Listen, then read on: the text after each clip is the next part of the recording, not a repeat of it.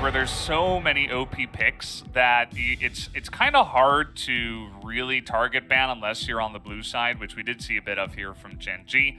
But the Xin Zhao is kind of a permanent ban on the red side now as well. And they'll take the Renekton over the Lucian here. The Lucian was also available. Not really BDD's playstyle to sit in lane and try to get perma prio, especially considering he's up against Chovy, because that Lucian prio isn't a guarantee when you're up against one of the best laners in the world in Chovy. They'll take the Renekton, which is going to give you a lot of power in controlling the early to mid game, but they're going to need to get a lead.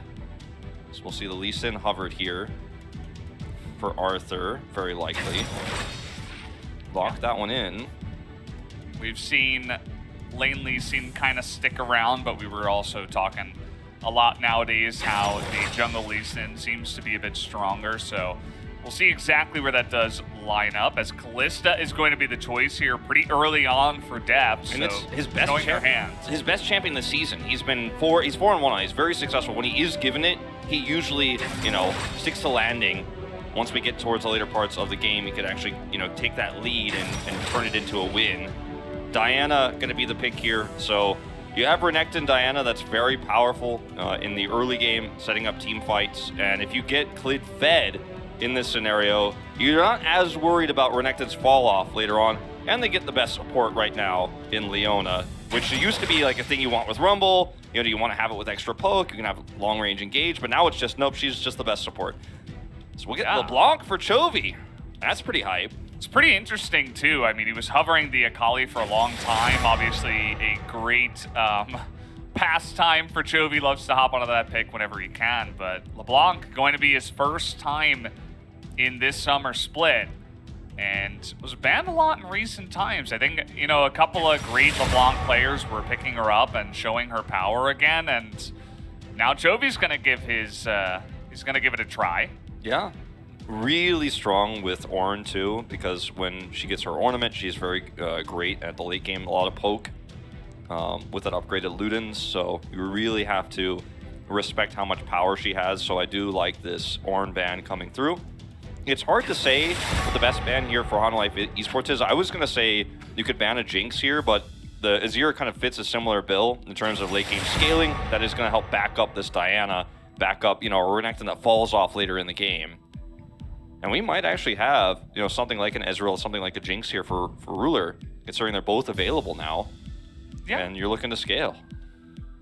And, you don't know 100% where that Renekton's going to go, so I think this is easily you just go ahead and pick up your support, and you save this counter pick for Morgan or for Arthur, depending on where they do want to put that Lee Sin. Obviously, having some flexibility of their own with that pick.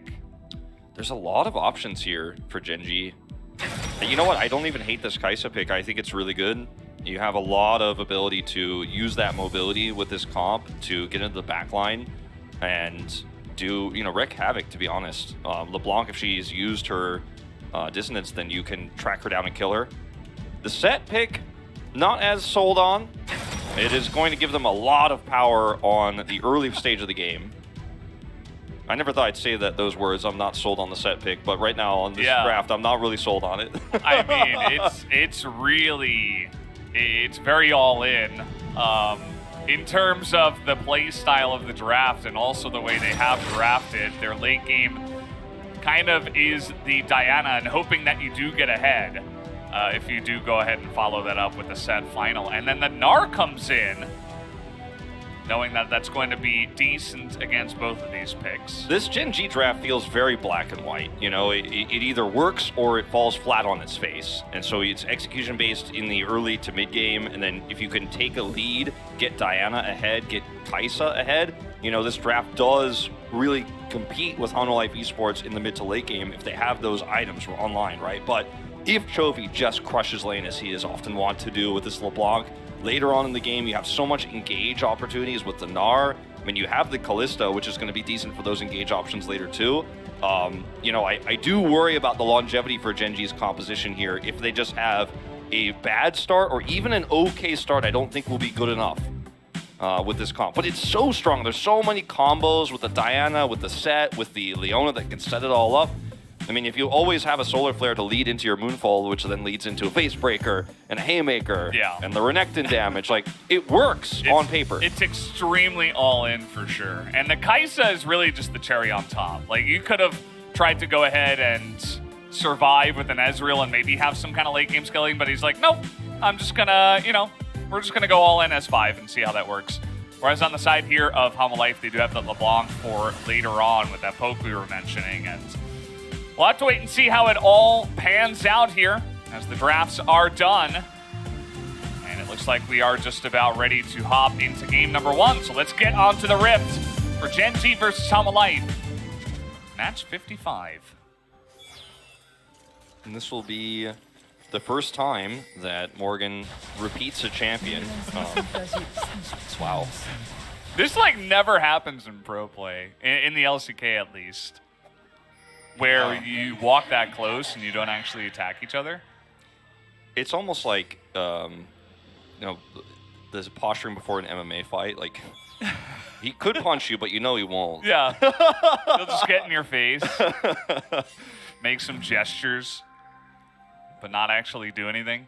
It's actually kind of interesting because it looks silly, but I think it shows both players have deep respect for each other. Like, I know that sounds crazy, but the fact that neither of them auto or use an ability here just really shows a lot of respect. Be that close to each other. It's like, we're not going to fight till the game starts. And when those minions clash, that's when it's going to happen. Yeah, it's pretty crazy because, I mean, Set's definitely a champion that can survive very well in a lane, even if it is like melee versus ranged. But at the same time, you get a couple of autos and you just walk them down, you know, even force them to back. Maybe you can use that as pressure into the enemy jungle or something, right? There's like so little advantages that he could have gotten, but instead. I mean, he took Airy, like, he procced that. Like, again, I think that was really just ultimate respect being shown between two top mid laners. I really love to see moments like that in esports, just regardless of game. That was actually, we witnessed something really cool there. Even though it was actually two champions just like running up and pressing stop repeatedly next to each other, it was actually pretty awesome. It's weird, you know, I never thought I would delve so deep and talk so much about this, but this is something that happens all the time, like in solo queue, right? But we just don't see it at this level. And we haven't moved the camera really away from the mid lane at all because yes, it's the key player matchup, but I feel like also the Korean casters are probably talking about it. So, yeah. Pretty interesting. I don't know if they got as in-depth as us, but, you know. Probably not. I don't think so. But that's fine. That's just fine. The top lane is very heavily pushed, but Morgan is not missing a beat with his CS. And there is an opportunity if Rascal continues to push the issue here for Arthur. Yeah, I was like, how long are we just going to only keep the camera on the mid lane? Because, I mean, yes, it is BDD Jovi, but yeah, so Rascal, definitely a huge Renekton player. Whenever it was left available, they would always pick it. Yeah. And they would go Renekton Italy. If you left this open, Gen.G were like, you've fallen for my trap again somehow? And they had so much success on it. It was his Renekton and his Camille that were really the big standouts for me last season with, you know, Nidalee oftentimes, or even the Talia, as we are going to see a bit of a kerfuffle here, almost, but not quite, as Clid goes up to these Krugs, so he's going to actually get a nice little advantage here. But yeah, it's interesting because Gen.G's drafting has almost always been very, very dangerous top side. The Renekton, the Camille, the split push could get out of control. This champion could start to snowball. You could have a terrible time. And the ruler is left alone. He's going to scale. That's like Gen.G's MO almost every time. But in this game, you know, it's a little bit different. It's not about the scaling here for the Kai'Sa. It's just about what she offers in terms of mobility when this combo lands. And if it does, because if it does not, this composition is going to have serious problems later on. So it's so much about the execution. Again, you know, very all in. You miss a couple of things, and you're probably not going to enjoy your life very much in this game. And it was a very little thing that happened, but it was also pretty interesting to watch Vista just walk all the way from the bottom lane up to the mid lane just to make sure that they could secure double scuttle here for Arthur, wanting to really try to take advantage of this jungle Diana early. Clid took it in stride, though. He immediately was like, okay, I kind of see what's going on. I'll just take your Kruxin back, take my camps next, and continue farming. And he doesn't really miss a beat, even though, of course, the 2 scuttles did go the way of Arthur. Yeah, and I mean, when you have lane priority guaranteed, here with Chovy, you know, just in this matchup, he's ranged, he's gonna bully set repeatedly. You're not really worried about vision at this point in time. And also for Gen.G, you're not really going to be looking to challenge that, but it can really just make you feel alone as BDD, unfortunately, to have double scuttles and have no lane prio. And Hanwha Life are going to take this small advantage with that vision and look for an early Drake. So Arthur going to grab this super early. Infernal, you know, being his solo individual Drake is actually quite nice for this composition for these early game fights. Yeah.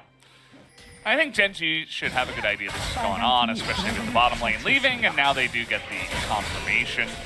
Clid, of course, you know, with no priority, it's not like they're going to make a mad dash at the dragon. They just have to give that one away. And a pretty early control ward will go into the Hanwha Life red side jungle. Soon to be cleared out here from Arthur. It's really unfortunate that one's just going away right off the bat, but just going to trade a little bit of gold back that way, but at least get some information. I really appreciate, though, as you pointed out, like the amount of, you know, the response time, I guess I should say, for Clid has been so quick to actually just go, okay, well, I'm going to lose that scuttle, you're going to take the Drake, but I'm going to get your Krux, I'm going to get your Raptors. So he's actually, you know, staying ahead in terms of jungle farm right now, which is very important when you're not getting kills early as Diana to have that money. Don't think he can pull this one off. Still going to get the push up on the top side, and this should be the scuttle here.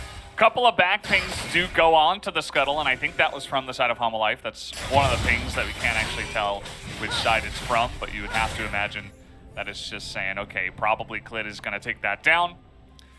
And other than, you know, a couple of interesting farming paths, not much else has happened in this game. Just yeah, as it turns out, those hold positions in mid lane were the most hyped part of the game so far. I'm so glad they did it. Otherwise, this would have been a real resident sleeper. Giving us the entertainment we need. Thanks, Chovy and BDD. That was actually a really cool attempt there from BDD to try to hit the true damage center of the Haymaker when the dissonance went off to return. Didn't work, but it was a cool idea. But, you know, just early game Chovy, just absolutely trying to get every single advantage after the gentleman's agreement. Yeah. Vista all the way up here. Again. And I think this time it's maybe the setup for the Rift Herald. The vision here is really nice for Gen.G. And just coming in here, supporting jungle duo, what you want to do with this is just try to win back some vision, right? Get some map control. And that does leave Def kind of all alone. They're also thinking about potentially setting up a gank here onto BDD. It's so great if you can grab him. Chovy's not going to get the chains to connect, though. If you hit that and you kill him, it's a free Rift Herald against a composition that's so strong right now. I mean, Diana has 6, Rascal has 6, you know, like, I mean, this is the part where Gen.G's composition needs to really start to come online and win these fights. Right. Yeah, he's got to hop back here as Life and Ruler both come up here very quickly and together. And they have the prio up on the top side, so I think Gen.G are just going to start this up and say, come at me, bro. Yeah, and I think that LoL Esports should do well to respect this composition. You know, at 8.5 minutes into the game, I don't think you want to walk into these potential combos. Arthur just got his smite fully unlocked here. Let's see how it goes. Both supports not hitting 6, and we have Meganar coming in. This is a really nice angle for Morgan, but they're trying to engage first. Gen.G, and they immediately get onto that back line, but a massive Gnar into the wall. But where is the damage follow-up? It is just not there at all. Chovy was on the left side. Gen.G, they take the initiative. They take the fight to Hanwha Life. They're going to get a lot of value out of this one. I mean, there is just no reason to try to fight for this, especially because you just had to use Smite to get your 900 damage unlocked. So Arthur just used Smite before that, so he can't even try to flip the Smite battle. So you're not going to win that Rift Herald no matter what. And you're looking at the composition, you're like, wait, you're telling me they have a Renekton, they have Moonfall, they have Set, and Kai'Sa is here. It's not just like Kai'Sa's not there, she's coming in late. No, she is there, and you still end up trying to go for this. I mean, look at it's 722 when he hits the smite. He doesn't care. He knows Arthur doesn't have that online. The Gnar ultimate here is really nice from Morgan, just knocking them all into the wall there, but it just doesn't matter at the end of the day because, like you said, there's no follow-up damage. Like, the combo and the damage output for Gen.G's comp at this stage in the game is just way better. Even if you have that miracle moment as Morgan, which, like, the fact that that even happened at all was basically a miracle, that all worked out perfectly. He can have that pull it off. Yeah, I mean, you know, the Gnar is going to have some opportunities like that, but I really loved how Gen.G took the initiative, right? They were like, okay, we have Mega Gnar coming in. They could have easily panicked, and I think worse teams would have been like, oh crap, it's Mega Gnar, we gotta back away. But instead they were like, no, we can just engage on the right side and isolate the Kalista. Def died, he used both Flash and Cleanse, and he still couldn't get away. And that really speaks to all of the tools that are in Gen.G's comp, right? They all press their buttons together, as you were talking about. Yeah. And it's not very difficult either. You know, you flash, you press your ultimates, and somebody's probably going to die on that backside. The three of them were grouped together, and Set just got so much value out of that, and Gen.G identified it and went for the kill. It's hard to think of an alternative, too, for Hanwha Esports because, like, oftentimes when you go for a fight like this, sometimes you group up and then you don't lose anybody, but you don't get the Rift Herald and you have this opportunity cost of all the lost farm, for example. But, like, it's Kalista in the bottom lane. She's not going to be, like, going, oh, I'm so glad I got left alone here for a few extra seconds to get an extra wave and maybe a turret plate. Like, she's not scaling that well damage-wise into the late game, so, you know, you're not too worried about, you know, just going, oh, well, we'll let them have it and get an advantage. Like, as Gen.G, you're like, oh, well, they probably have to come to this because there's not really a great option. But the fact that they lose 2 here and now the Rift Herald Gold is on Gen.G's side really plays into their composition, getting ahead and snowballing early. I mean, Diana has the Rocket Belt now, and that's a huge spike for her, right? And now you can't fight for the Drake, and this game can really just roll down the hill, and the snowball is going to get bigger and bigger. Yeah, this is what we talked about in the draft, right? I mean, you get ahead with this, and good luck getting away from it in Hanwha Life. That's all I can really say. Might just have to rely on Chovy, who, you know, he's got a lot of farm, but not even the most. It's actually Rascal up on the top side with the Renekton, who's basically having a free lane so far, just pushing it in, and Arthur not visiting even once up to the top side, not looking for any relief up there. And so what else do you really have here? Yeah. Got that Infernal Drake. Yeah. But that is about it right now for Hanwha Life.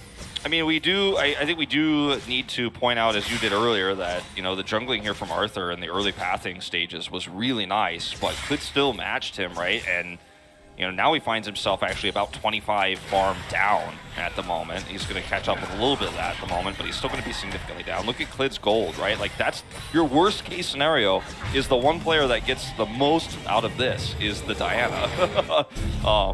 That's the disastrous situation as Hanwha Life Esports. Now, there's still a way to recover here, but you can't afford any more setbacks. Actually, Ruler picked up the Rift Herald. I did not realize that. Yeah, he had it from the fight just because everybody on the side of Gen.G, they killed the Rift Herald and they immediately engaged right, and it was actually Ruler that was left over on the left side fighting Chovy, who had to pick it up. And it's a very awkward drop here. It might still be okay, especially because the 2 plates are already down up on the top side thanks to the Renekton. And they can kind of just rotate up there. There is time for Hanwha Life to respond to this, but... I mean, look at the map, though. Like, Rascal's getting value bottom. Late rotation from Morgan. Vista is coming up here, but he alone is not going to be able to do anything about this. He has to just wait, and Deft is like, oh my god, I wish I had teleport. And now, I mean, Vista's going to take some chip damage. It's going to be a guaranteed charge, so... It was a pretty nasty situation when you consider how the Rift Herald had to be used there, but it's the fact that it still gets value just speaks volumes to how much better map read Gen.G have. I guess I should explain what I mean by map read because that's like a Korean term, I guess. But just the ability to see the map and play the macro game and understand what advantages you have. Yeah. And that's what that term means in Korean, and it's something that, you know, obviously casters use in English too, but this was a great moment for them to just guarantee that gold, and it's smooth sailing here until the next objective. 35 seconds to go, and you can bet Gen.G are going to try to force that fight. You know, the other interesting thing about Ruler picking up the Rift Herald, it's a small thing, but because he was the one who summoned the Rift Herald, he was able to walk away and get both plates, which is not generally something that happens, right? The jungle almost always uses it, so he almost always gets 1 plate. So even if you're trying to fade the mid lane or the bottom lane, the AD carry, you usually split 1 plate each because the Rift Herald will usually only get 2 plates. Yeah. So he gets that extra 160 gold. As this is a bit of poke here on the BDD. Of course, it is set. And he is 1-0-1. I think he's totally fine to just chill here in the mid. Rascal's teleport timing here like could not be like more thin. He's almost got it online, but he does not have it right now. So the word too, it's like perfect. I know, like this is so unfortunate. I think they're still gonna try to force this fight. Actually, a teleport coming to the bottom lane. So Morgan leaves, and Gen.G are like, should we do anything? No, they're just gonna leave it. Okay. And now the teleport comes in. So Arthur's just going to smite that and go over the wall, and... Not sure about this one. They deny the eye, I guess. Okay. I mean, it's still significant that they deny the eye, but what, you know, obviously Gen.G really want is another wombo combo fight where they get a bunch of extra gold and remove those bodies off the map. Oh! Chovy got it!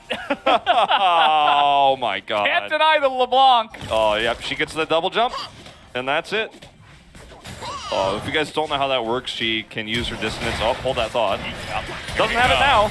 Oh, man. He tried to jump away, too, and got pulled in there by the face breaker. And now the burn comes in. Clid even will flash and make sure he gets the job done. That is an excellent follow-up. And now that mid lane is pretty vulnerable here. Yeah, so, I mean, he gets the eye, but because he doesn't have his ultimate available, he can't use the double dissonance to actually get out. And... So there's a big cost here involved, but Flash traded, like you mentioned. So BDD doesn't have Flash now, Clid doesn't have Flash.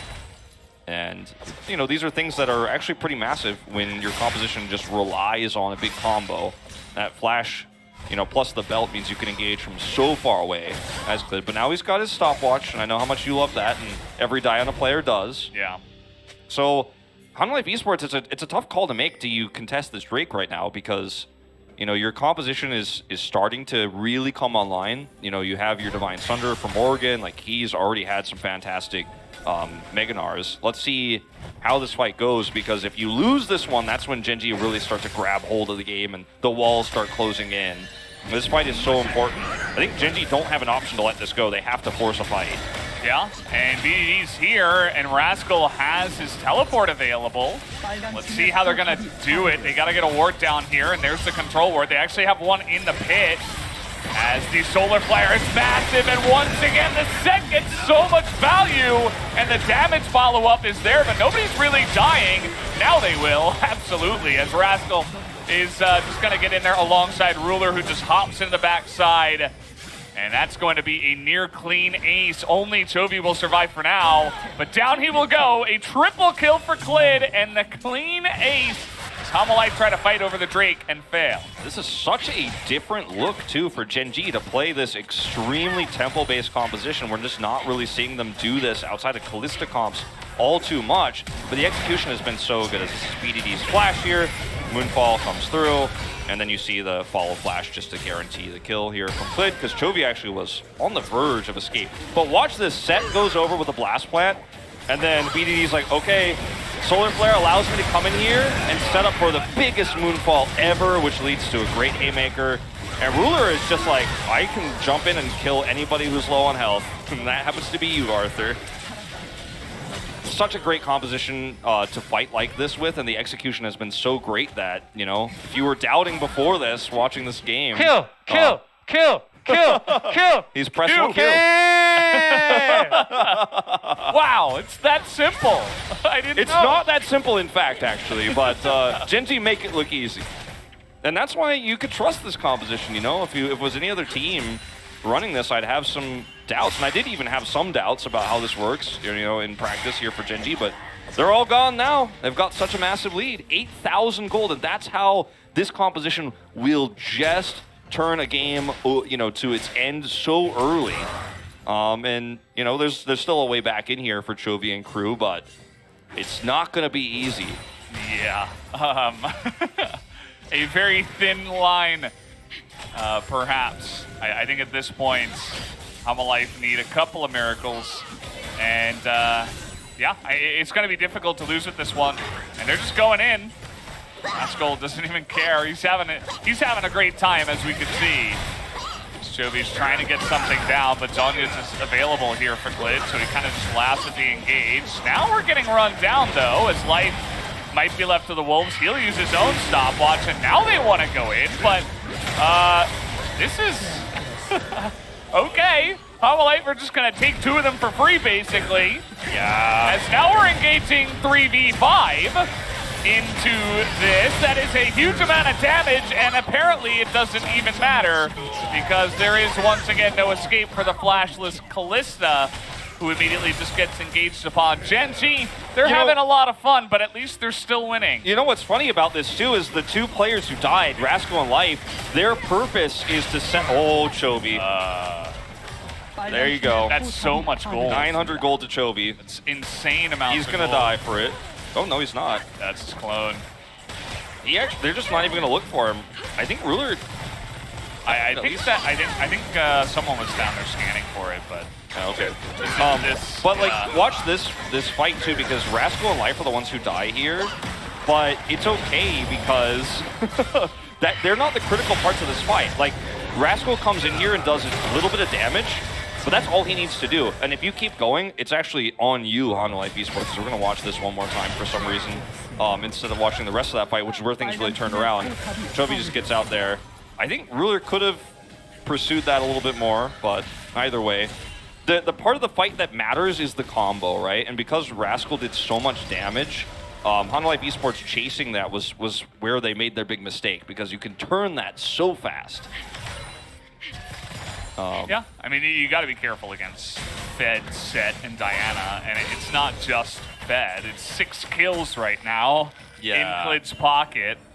Not to mention the 4-0 Kaisa, who has now Wit's End, so much more difficult to kill, because Chovy is... He is the danger, okay? He's the one you need to be worried about right now. Yeah. He's got a Void Staff online. He's got 6 stacks on his Dark Seal. He is the player who can actually 100-0 someone.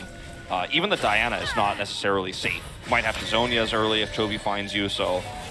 Definitely, you know, there's opportunities here for Chovy to try to turn this game around, but I think what is probably more likely to happen is he might have some heroic moments to pick up a lot of gold, and there might be some Chovy replays along the way, but I don't know if even that's going to be enough.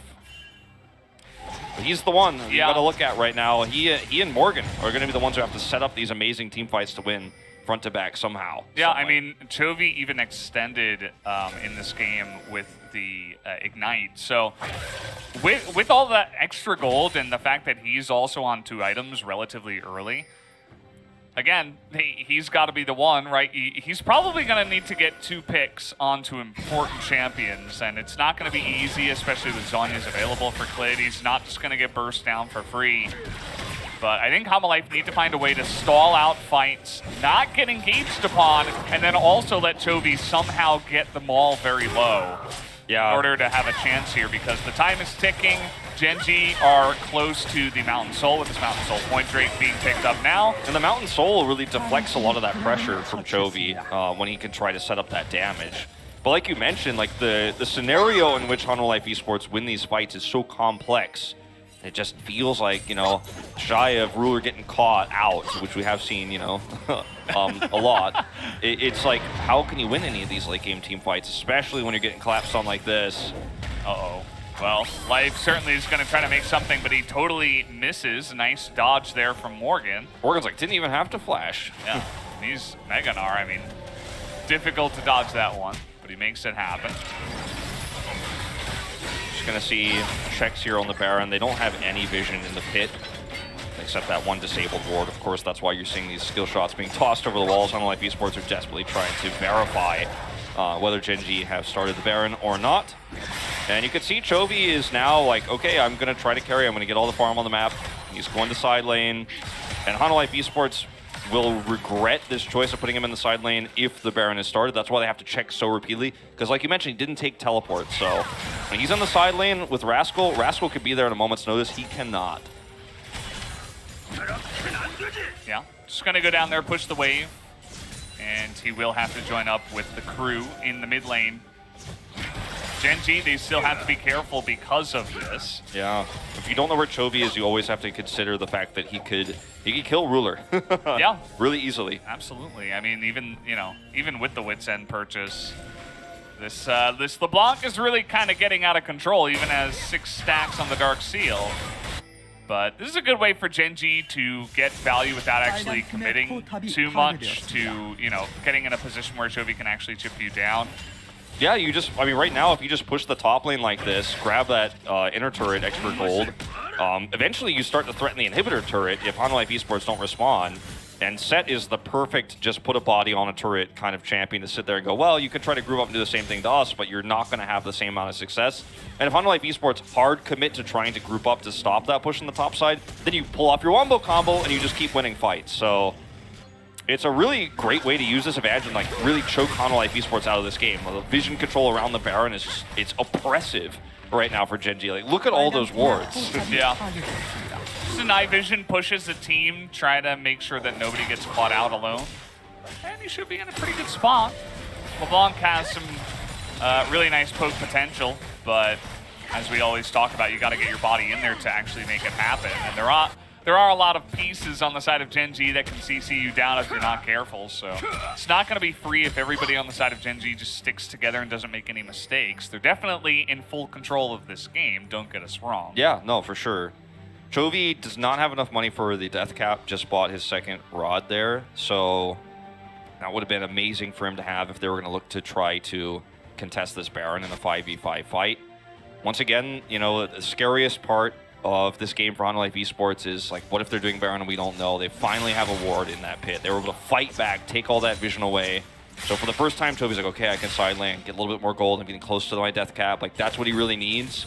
I mean, he's doing Krugs right now. He's going to get any gold he can on the map to solidify that one item that's going to really spike him up big time in terms of what he could do in a 5v5 fight. Even that might not be enough, but that's the dream, that's the hope that Hanwha Esports have to rely on here. And if this Mountain Soul gets taken, I don't know if it's going to be possible anymore. I love that we get the gold count there. Chovy's on about 400, 500 right now.